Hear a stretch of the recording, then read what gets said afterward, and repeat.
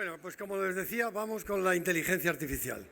Yo voy a llamar a Juan Carlos Martínez y a Carolina Martín del departamento de I+D.A. de la empresa Zero Foods. Hola. Un aplauso para ambos. Hola, buenas. Hola, buenas tardes. Ellos trabajan en un departamento de tecnología en El Espinar, en Segovia, aislados del mundo y con toda la concentración para rastrear y trabajar con lo que llaman la herramienta que es de la empresa IBM. Bueno, un día me llaman y me dicen, queremos que veas la aplicación que tiene nuestra herramienta en el trabajo que hacemos a diario. El trabajo se lo van a explicar ahora. Claro. Y cuando terminamos, yo hablo con Juan Carlos y le digo, ¿y esto no tiene aplicación en la alta cocina? Me dice, estamos deseando. Eso es una oportunidad de vincular el trabajo que hacemos para la industria y la aplicación que puede tener este trabajo de la herramienta en la alta cocina. Y entonces hablé con David Muñoz, que no hay quien presentarlo, ni con Fernando Sáez, probablemente, sin duda, el mejor heladero de España y uno de los mejores de Europa. Pastelero y matemático, las dos cosas. Entonces, por favor, David y Fernando, ¿podéis pasar al escenario?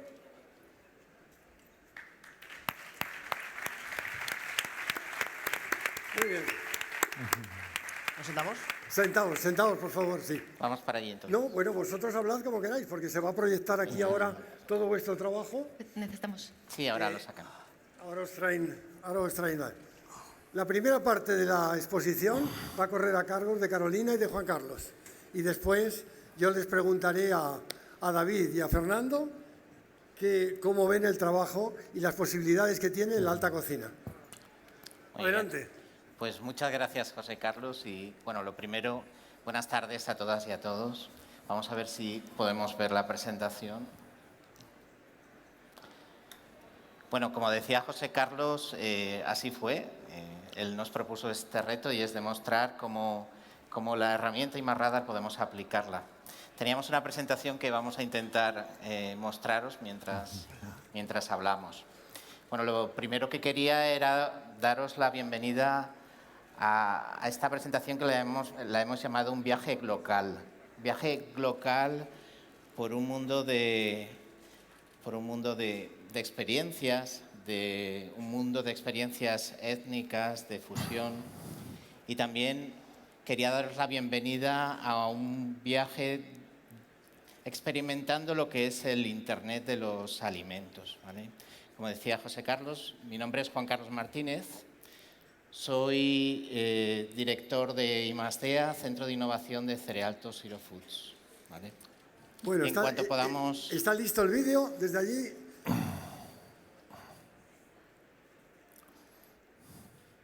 En cuanto podamos ver la presentación. No, este vídeo no, este es el mío. Corta.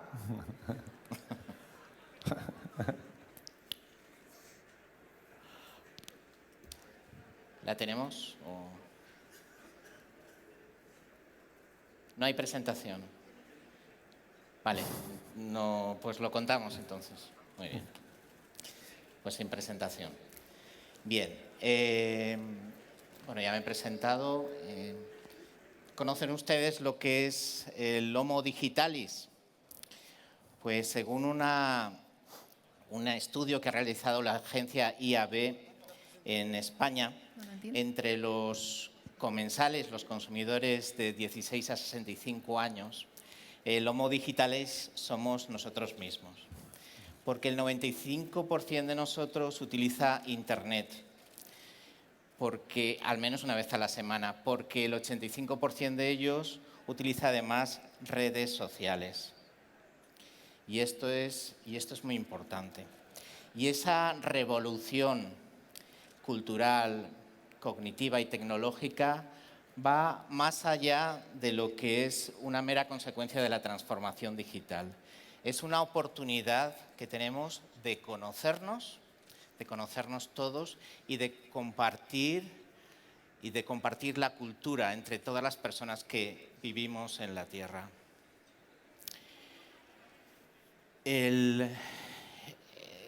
Cada día se generan en Internet 2,5 millones de gigas de información. ¿Eso qué representa? Si lo pusiéramos sobre papel, necesitaríamos al día más de 125.000 millones de árboles para plasmar esa información, cosa que afortunadamente no hacemos. Y esto es un montón de información, pero ¿cómo podemos manejar esa información? Pues Juan Carlos, podemos gestionarlas gracias a la inteligencia artificial.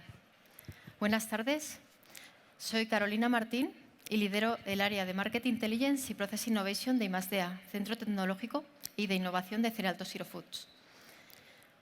Junto con mi equipo, IBM y nuestros compañeros de transformación digital, hemos creado la herramienta de inteligencia artificial cognitiva que nos permite conocer los insights de los comensales y las tendencias incipientes en todo el mundo.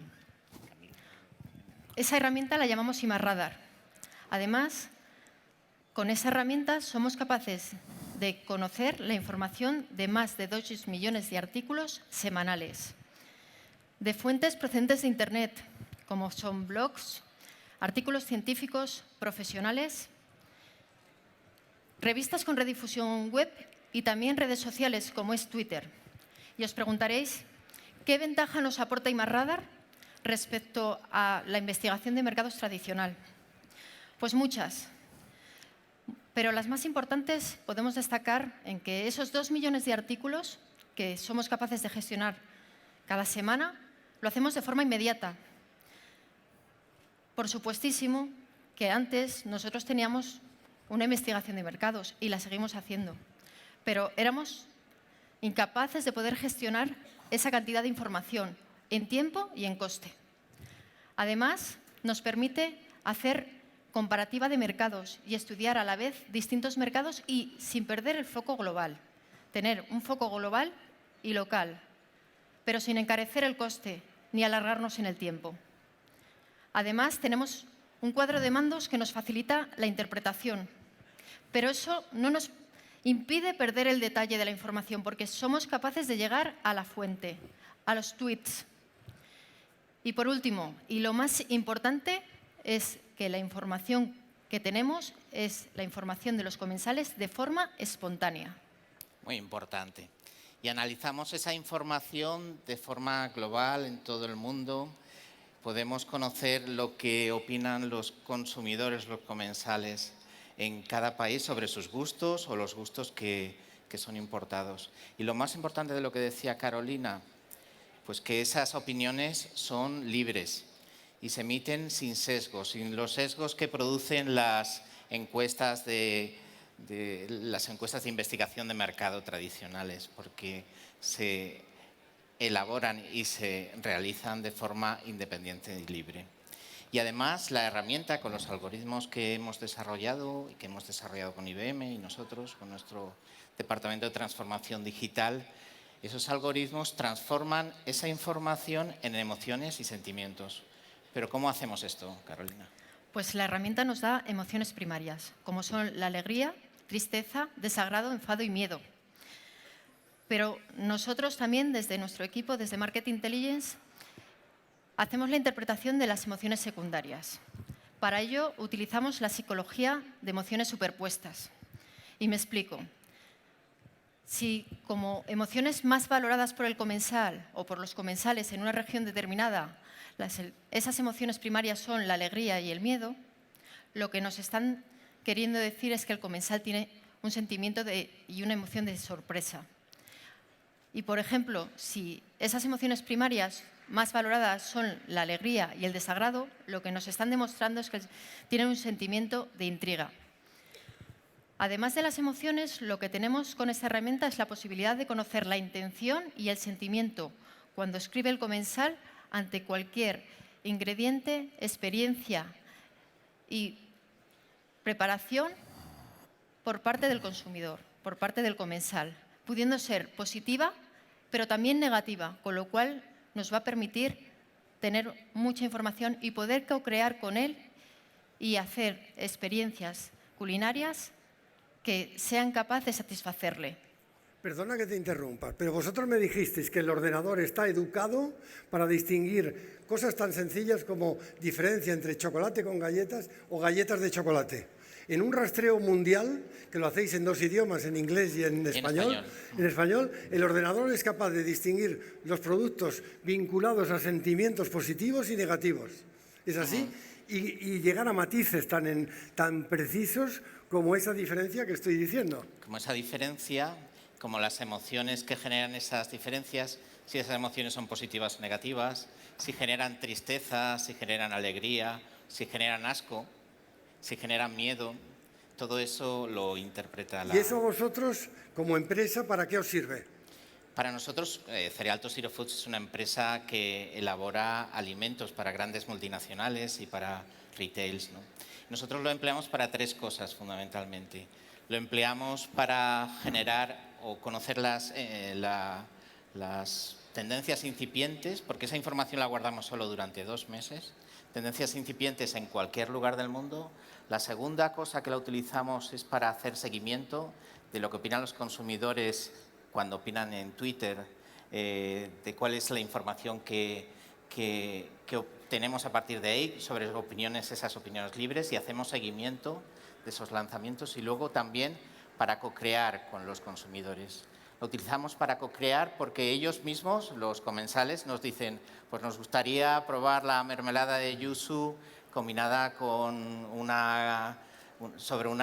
barquillo de no lo sé qué. Pero todo eso nos lo dicen y eso nos ayuda a generar ideas que presentamos a nuestros clientes, esas grandes multinacionales que vienen a trabajar con nosotros, ¿vale? Entonces la herramienta es un cotilleo mundial. Es un cotilleo mundial instantáneo. De los sentimientos de los consumidores, de sentimientos de la calle, de restaurantes y en general. Productos positivos y negativos. Eso es. Y además instantáneo y muy rápido. Y muy rápido porque en pocas horas puedes manejar toda esa información que ha comentado Carolina. Tú me has dicho que la herramienta hace el trabajo en 2 horas ¿de cuánto? Hemos calculado que es 20 veces más rápida que una investigación de mercado, que además es mucho más cara y es mucho más laboriosa. Y además condiciona mucho a los consumidores o a los comensales cuando les preguntas, porque no les haces preguntas directas, ellos opinan. Y no solo nos permite, además, conocer qué ingredientes valoran de forma positiva, sino cómo interaccionan con ellos, cómo trabajan, qué platos elaboran, incluso claims de salud, como por ejemplo podemos ver en Australia, que son pioneros en innovación y en nutrición, y donde tienen un sentimiento positivo bajo los alimentos que van enfocados a las dietas bajas en FODMAPs, por la buena digestibilidad que eso les proporciona. Hemos realizado una investigación y en la presentación teníamos una bonita presentación con las tendencias en los 5 continentes, en un trabajo que hemos desarrollado evaluando en muy pocas horas 500.000 de artículos científicos o blogs. Hemos evaluado más de 800.000 tweets y en ese estudio habíamos empleado y habíamos analizado más de 1 millón de ítems, de conceptos que habíamos utilizado la herramienta. Y con todo eso lo habíamos hecho en muy pocas horas, y lo hemos hecho en muy pocas horas, está a vuestra disposición también. Y hemos hecho un recorrido por el mundo de los sabores, ¿no?, que teníamos preparado para... Tenemos la presentación, pero... La tenemos, pero no hay tiempo. El problema es que no dan con la contraseña. Ah, bueno. Pues nada, os podemos contar más o menos, ¿no? Bueno, entonces habéis rastreado los 5 continentes y habéis encontrado ingredientes vinculados a emociones positivas y emociones negativas. Eso es. Hay un cuadro por continentes de lo que se come, la gente desea comer en Estados Unidos y lo que no desea comer en África o no desea comer en Europa. Eso es. Y con eso lo que queríamos y lo que queremos es provocar, ¿no?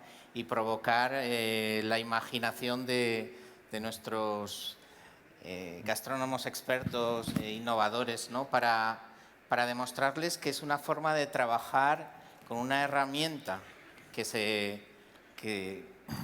manejamos desde aquí, desde España, con la que podemos tener ojos y oídos en todo el mundo. Y es una herramienta, pues bueno, nosotros creemos que muy útil. Y es una herramienta más para generar innovación, para generar experiencias gastronómicas. Bueno, yo recuerdo que entre los ingredientes, ¿recordáis los ingredientes positivos? Como no tenemos Claro. la presentación, ¿recordáis los ingredientes? ¿Sí? ¿Sois capaces de memorizarlos? Los que positivamente por continentes y los que negativamente también. Pues enuméralos, por favor. Bueno, pues si comenzamos y nos fijamos en qué valoran de forma positiva los comensales de nuestras antípodas, para ello visitamos países como Australia y Nueva Zelanda. Y en ello lo que hemos visto es su gran pasión por la comida fusión, destacando toda la influencia por sabores e ingredientes asiáticos. Entre ellos podemos destacar el sentimiento positivo que les genera la salsa picante sriracha. También tenemos el agradable olor a jazmín, valorado de forma positiva, y el sabor del mirto limón. Además, en Oceanía lo que vemos es que valoran de forma muy positiva todo lo relacionado con lo natural y lo saludable. Entre ellos podemos destacar los productos fermentados, como es el kimchi coreano. Y por último… ¿Y lo negativo? Lo negativo, pues ahí tenemos como influencia asiática que les gusta menos y que tiene un sentimiento negativo el comino, que intentan camuflar con otros sabores y otras especias, aunque utilizan. Y también tenemos las vísceras y el feto de pollo. ¿Por qué? Pues porque están en los restaurantes, les dan la oportunidad, principalmente los comensales jóvenes, pero es una experiencia que no vuelven a repetir. Por eso les genera un sentimiento negativo. Vísceras, entiendo que es la casquería, que es rechazada, y el feto de pollo es el famoso balut que se toma en Filipinas, que es un pollo a punto de romper el cascarón, que ya tiene la formación de los huesecillos, incluso las plumas, que lo cuecen y después se lo comen en ese momento. Produce verdaderas pasiones en Filipinas, yo lo he probado y no repetiré más. No repetiré más porque es una cosa como de enterosa. Eso le pues algo así les pasa a ellos. Les dan la oportunidad, pero es algo que no vuelven a probar y por eso les genera un sentimiento negativo. En Asia estuvimos estudiando países como China, como Tailandia, como Corea del Sur, como India, por supuesto, y como Emiratos Árabes. Y vimos mundos muy diferentes, muy diferentes. Pero lo que nos llamó la atención es la influencia de ingredientes americanos de toda América, ¿vale? Encontramos la influencia o cómo valoraban muy positivamente la guayaba rosa, por ejemplo, entre las frutas, o valoraban muy positivamente la harina de arrowroot como texturizante de sus platos, o valoraban positivamente la raíz de taro. Otros ingredientes más propios suyos, por supuesto, la pimienta de Sichuan o el ajuín, que es un saborizante indio, ¿no? En general, valoraba muy positivamente también las texturas melosas y sobre todo por la utilización también de los noodles como un vehículo de transporte de esas experiencias, esos sabores, ¿no? Y como negativos, pues también algo de casquería. Muy negativamente el corazón de vaca, probablemente por las influencias culturales, religiosas, ¿no?, de algunos países. Y también es curioso valorar negativamente sabores de miel y de mostaza, que cuando lo utilizaban también los camuflaban con otros ingredientes. Bueno, y en Europa, ¿qué os acordáis? ¿Qué odiamos o qué queremos los europeos? Pues en Europa, principalmente, lo que nos Bien encontramos… entendido que estamos hablando de tendencias, Sí. es decir, que nos estamos anticipando en el tiempo porque son tendencias incipientes que la máquina ha rastreado en las redes sociales y en todos los medios de comunicación. Es así, ¿no? Sí. Bueno, ¿y qué es lo que los europeos nos gusta y no nos gusta? ¿O no nos va a gustar porque es una cuestión de futuro? Pues ahí tenemos mezcla, pero principalmente vamos a destacar que los europeos cada vez están más concienciados y preocupados por todo lo relacionado con la sostenibilidad. Y muestra de ellos es el sentimiento positivo que les generan algas como el kombu o la espirulina, que es más conocida. También el cáñamo. Como fuente de proteína vegetal y sustituto de proteínas animales. Tenemos controversia en el caso de los insectos, porque en el caso del grillo, por ejemplo, por un lado sí que valoran la sostenibilidad y el mejor uso de recursos a nivel medioambiental y la calidad de las proteínas, la calidad a nivel nutricional.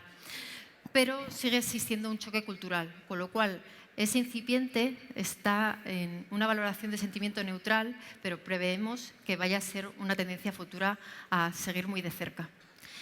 Y luego, como sentimientos negativos, vinculado también con esa parte de la sostenibilidad y de la conciencia por el maltrato animal, les genera un sentimiento negativo la carne de serpiente. También, igual que en Oceanía, veíamos que el kimchi les parecía y les generaba un sentimiento positivo. En el caso de Europa no es así, por la explosividad de sabores, porque es muy picante y porque es muy especiado. Y lo comparan con el chucrut, que en este caso lo valoran como un producto más equilibrado en sabor. Preguntas concretas. ¿Cómo ven los europeos el picante? ¿Bien o mal? Pues les gusta, pero moderando, porque también les pasa con el ghost pepper, por ejemplo, que el sentimiento es negativo por ser demasiado picante. ¿Y los fermentados? Fermentados lo ven como algo positivo porque lo vinculan con la alimentación y la salud. Para ellos es importante y lo ven como una fuente de salud, con lo cual ingredientes como pueden ser la kombucha y el tempe son muy bien valorados por el comensal europeo. ¿Qué sentimientos despiertan en el azúcar y en la sal? Pues el azúcar pasa un poco lo que decíamos con las emociones secundarias y primarias. Por un lado es indulgencia, con lo cual lo valoran de forma positiva, pero luego tienen la conciencia en cuanto a que al final no es positivo para la salud. Entonces tenemos las dos vertientes, pero lo que sí que se ve es que se está tendiendo a sustituir por fuentes de azúcar naturales, como pueda ser la panela, por ejemplo, que es también muy valorada en América. Bueno, voy a trasladar la pregunta a mis dos amigos del fondo. Estamos hablando de azúcar y vosotros dos habéis visto la presentación que no hemos podido proyectar. Los ingredientes positivos, negativos, los colores. Fernando, por alusión al azúcar, cuéntanos algo. ¿Esto te puede ayudar a ti, este rastreo de una herramienta como la de IBM, puede ayudar en el futuro a crear helados o dulces o platos o algo de lo que tú haces? Tienes un vídeo, este sí que lo tienes. Sí, ahora cuando me des paso. Respondiendo a esta pregunta, yo creo que lo que sería torpe sería no aprovecharnos de este conocimiento y de esta información que ya está filtrada y nos la han servido, ¿no? Pero yo creo que el trabajo nuestro va a estar en cómo interpretamos esta información, cómo la hacemos nuestra y cómo, sin perder nuestras singularidades, somos capaces de estar en sintonía con esos gustos a nivel global, a nivel internacional, pero sin perder un poco pues, nuestras ideas, nuestra singularidad, en mi caso, expresando el territorio. Bueno, pero entonces, admitir las tendencias sin perder las raíces. Claro, aquí también entraríamos en una diatriba. El que va a la moda ya no está a la moda. Si nosotros vamos detrás de las tendencias y estamos en un congreso en el que realmente se apuesta por la vanguardia, por las nuevas ideas, si nosotros vamos detrás de las ideas que ya han ido permeando en las capas de la sociedad y pertenecen al gran consumo, a lo mejor entraríamos en una espiral de terminar un poco pues, con nuestra creatividad o nuestra falta de horizontes. Yo creo que tenemos que seguir apostando un poco por romper reglas, por seguir abriendo fronteras, y esto será lo que luego vaya creando tendencias que son las que luego, obviamente, pues, no están en la alta gastronomía, sino que van permeando y están un poco pues, en la cocina habitual, doméstica y en el gran consumo. ¿Pasas el vídeo ahora o después? Cuando usted... Pues cuando tú digas, ¿Sí? ahora mismo. Venga, pues ya hemos cogido la palabra, ¿seguimos con ella? Venga, sigue. Venga. ¿Podemos poner el vídeo, por favor? Páusamelo un poquito. Vale. Para poner un poquito en contexto, la verdad es que es una pena que no haya funcionado la presentación. Nos ha fallado la informática. Y realmente el trabajo que ellos nos pasaron es una información sobre las tendencias de consumo, sobre los gustos a tiempo real o en estas fechas de diferentes continentes, diferentes espacios a nivel mundial. ¿Qué es lo que he hecho yo? Recoger un poco esa información. Obviamente, me he ido a las tendencias de consumo que tenemos en Europa por hacerlo más cercano y quizá más entendible. Y vamos a ver un poco toda esta información que ellos nos han filtrado y que es realmente lo que hoy en día parece que es lo que gusta a nivel de consumo, como nosotros, sin perder un poco nuestra forma de entender la gastronomía, podemos estar totalmente alienados con el consumo general y con lo que la gente demanda. Play, por favor. Y un poco estas son las preguntas, ¿no? Si nosotros tenemos que ir detrás de las tendencias. Este es el mapa de sabores positivos que ellos nos han filtrado para lo que sería el gusto de Europa. Y vemos ahí unos globos de sabor en los que nosotros, obviamente, voy a desarrollar un plato en los que me voy a quedar con unos ingredientes que hemos quitado el resto para que los veáis. Yuzu, edamame, moringa. Pero todo eso hemos hecho una lectura todavía mucho más comprimida y realmente lo que nos está marcando es que hay una tendencia hacia lo vegetal, hacia las proteínas de legumbres y hacia los fermentados como técnicas para transformar los alimentos. ¿Qué hacemos? El edamame y el kale, lo que hacemos es buscar nosotros verduras crocantes, que sean más de nuestra tierra, en este caso unas borrajas y unas hojas de espinaca. Hemos trabajado también con los garbanzos para hacer un sustituto de la leche. Una parte de harina de garbanzos y agua hemos conseguido un sustituto de la leche con la misma proteína y con las mismas grasas y las fibras. Hemos trabajado también con los madroños, que es una fruta que ya en su recolección puede tener una fermentación alcohólica, y con una kombucha envejecida en barricas de Rioja. ¿Cómo le hemos trabajado? Una verdura crujiente, una borraja que la hemos hecho en un almíbar de bergamota. Lo acompañamos con estas bolitas de madroños, que son unas frutas que ya están fermentadas de forma natural, y un helado que está hecho a partir de este agua en la que hemos usado la proteína del garbanzo, de legumbre, para tener esta textura. Un helado sin lactosa, sin gluten.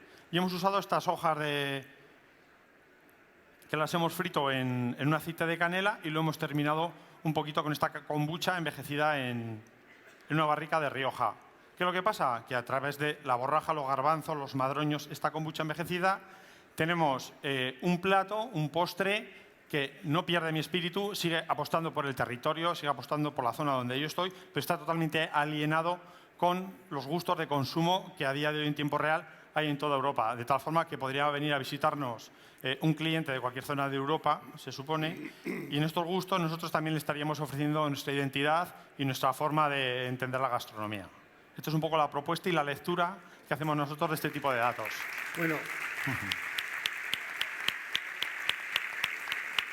Fernando, has hablado en positivo, con los ingredientes positivos. Cuando yo estaba con David Muñoz y le enseñé el mapa de datos que habíamos recogido, me dijo, pero esto es mucho más divertido que la herramienta trabaje con los sentimientos negativos, los ingredientes que a la gente no le gusta.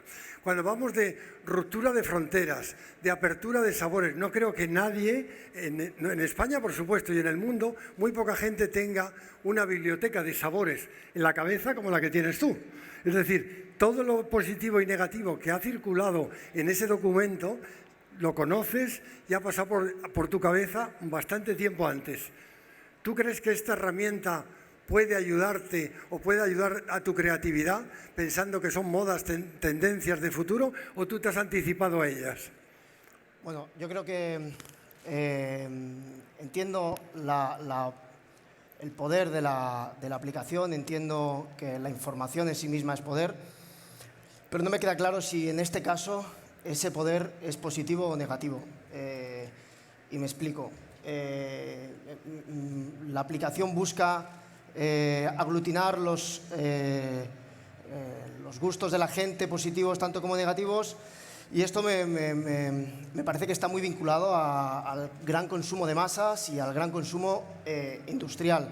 Entonces, a mí la aplicación en este caso me interesaría mucho si estuviese enfocada sobre todo al gran consumo de masas y a esa parte más industrial de la cocina para hacerla más sostenible, tanto a nivel de producción como a nivel de consumo, y más salubre y más sana en cuanto a sus procesos y de qué está compuesta. Yo tengo mis serias dudas, por no decir un no rotundo, a que es imposible que esto se pueda utilizar en la alta cocina de verdad. O sea, no debemos nunca, el gran reducto que nos queda como cocineros y como especie a algo libre vinculado a la cocina, precisamente son esos restaurantes que, ya sean grandes restaurantes, hagan alta cocina o no hagan alta cocina, un restaurante menú, esté vinculado al talento humano. Creo que este tipo de aplicaciones, si las utilizásemos en los restaurantes como base de conocimiento, creo que estaríamos deshumanizando mucho la parte más racial que debe tener la cocina y que debe seguir teniéndola siempre. Yo me considero un absoluto enamorado del talento humano vinculado a la cocina y, por consiguiente, creo que además, yo viendo el programa el otro día, en la presentación, había productos que yo no creo que objetivamente de los sentimientos negativos, que realmente exista ese sentimiento. Además, yo como cocinero de mis propios restaurantes, muchas veces me siento en la obligación y en el deber de explicarle a la gente que esos productos que no tienen ese sentimiento tan positivo es una cuestión muchas veces de perspectiva y de cultura.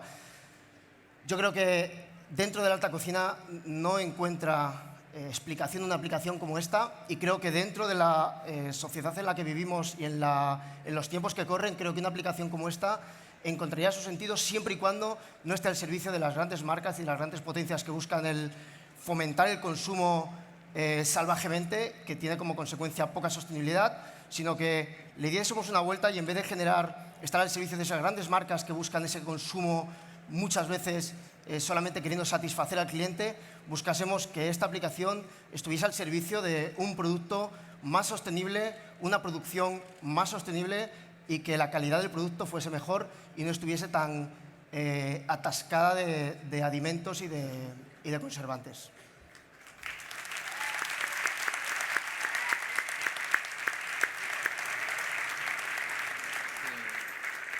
Juan Carlos, ¿me permites, ¿contestas tú?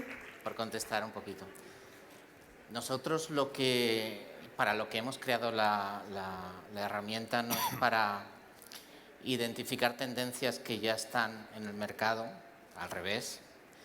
La herramienta se generó con IBM para que identificara tendencias incipientes, es decir, cuando hubieran personas en cualquier lugar del mundo que empezaran a hablar de un ingrediente, que esa herramienta nos avisara. Y es una herramienta que solo inspira. El resto, por supuesto, como tú dices, pues tienes que convencer de que no tiene por qué ser así, ni negativo ni positivo, y transformar lo negativo en positivo. Es una herramienta que quizás es más humana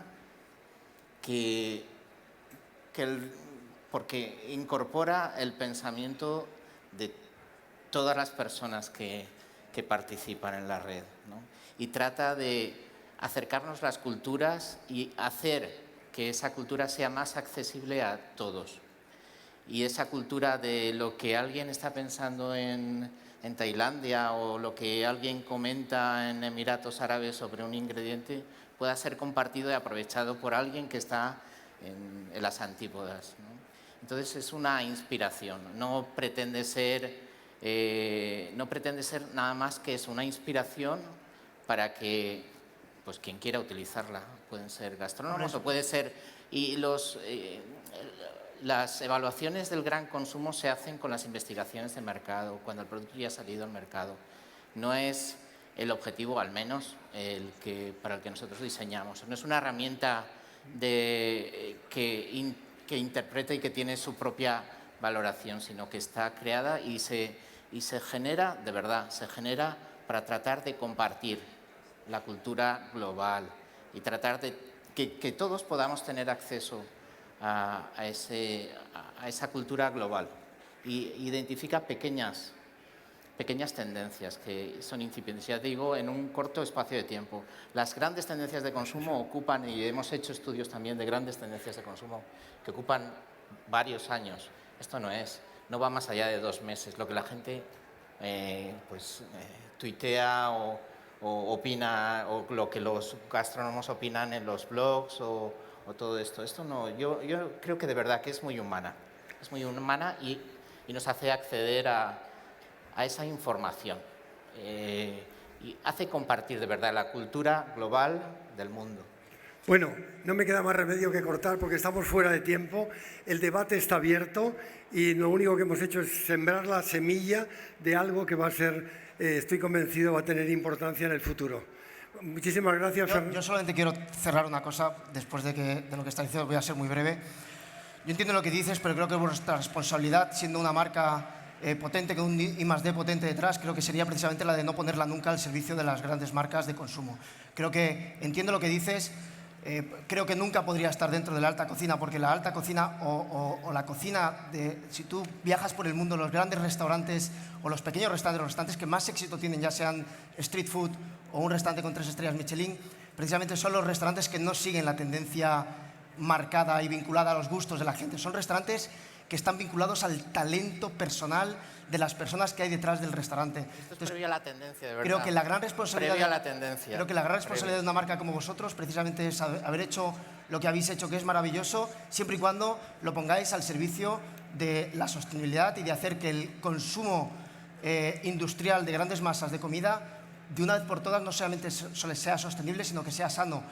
En el momento en que lo pongáis al servicio de las grandes marcas, estaréis haciendo lo que ya se lleva haciendo muchos años a nivel industrial, nada más. Pero lo ponemos al servicio... Seguro.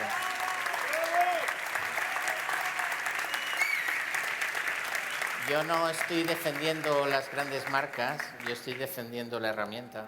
Y la herramienta está al servicio de todos. De vosotros también, si queréis. Un segundo, vamos a poner en medio equidistante de los dos.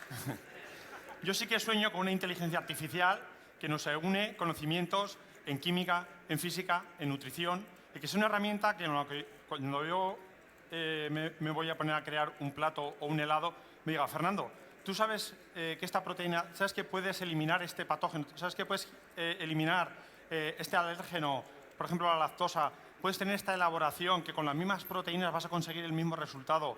Incluso, sabes que tienes este proveedor geolocalizado a 7 kilómetros de tu obrador, e incluso tú que vas de creador, ¿sabes que esto que estás intentando hacer ya salió en Madrid Fusión 2008? Yo sueño con esa herramienta y yo sí que creo en la inteligencia. Pero es otra cosa, yo entiendo lo que dices, pero es otra cosa.